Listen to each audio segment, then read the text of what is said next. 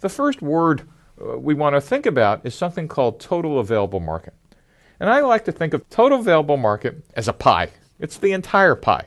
Total available market says, look, how many people or companies or whatever your unit of sale is would want or need this product, and how large is the market in dollars or units if they all bought? That's just a pretty nice calculation. And the question is, okay, how would I find out?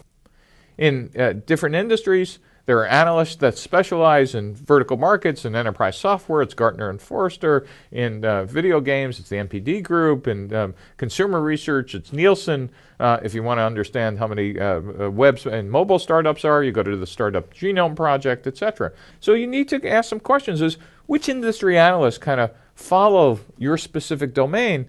And then also Wall Street analysts follow competitors in this business. And that is, they follow who's ever public. And in fact, some of them write very nice research reports. If you have access to a university library or a friendly broker, you could get a great free industry analyst report. And I would be asking others as well, and Google is your best friend here. I truly would be spending time trying to understand, is this $1 billion market? And by the way, if you throw out those numbers, the first thing I'm going to ask you is, well, that's nice, but break it down for me. Help me understand how many users, who are the players, what are the competitors, etc. You need to understand this total available market pie in some detail before I'll let you get to the next step. And the next step is, how big is my slice? And we tend to use a fancy word for that is, what's the served available market? And the served available market means, okay, well, instead of the theory that there are 7 billion people in the world, how many people really can use a mobile app? Oh, well, a mobile app is kind of dependent on how many people have mobile smartphones.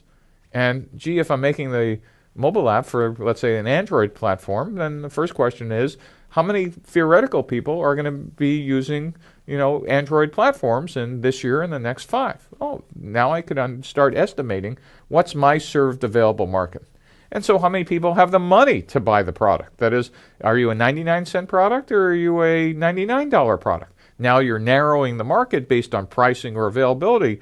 And you want to do some thought experiments, like how large would the market be in dollars if they all bought? If everybody in the served available market bought, how large would this be? And this is kind of your first test to say, oh, or wow. And so you want to understand this both for dollars and units. And how do you find out? Well, this is one where you're really out of the building and talking to customers. And then I think of this, again, using the pie analogy. The first step was trying to understand the number of people in the world, but now we can narrow it down if I have an Android app to the number of Android phones, capable phones, and then down to, well, how many would buy at my price. But now we really want to get pretty specific. Who exactly am I going to sell in years 1, 2, and 3? How many customers is that? How large is the market if they all bought? That is, what we now are coming up with is the total number of dollars. If you had 100% market share, your revenue isn't going to exceed this number. And how many units would that be? Again, how do I find out? Boy, this is really about getting out of the building and talking to customers and talking to potential channel partners and talking to competitors, etc. You really, at the end of this exercise, now have a first pass hypothesis about, is this business model canvas worth executing for the next couple of years?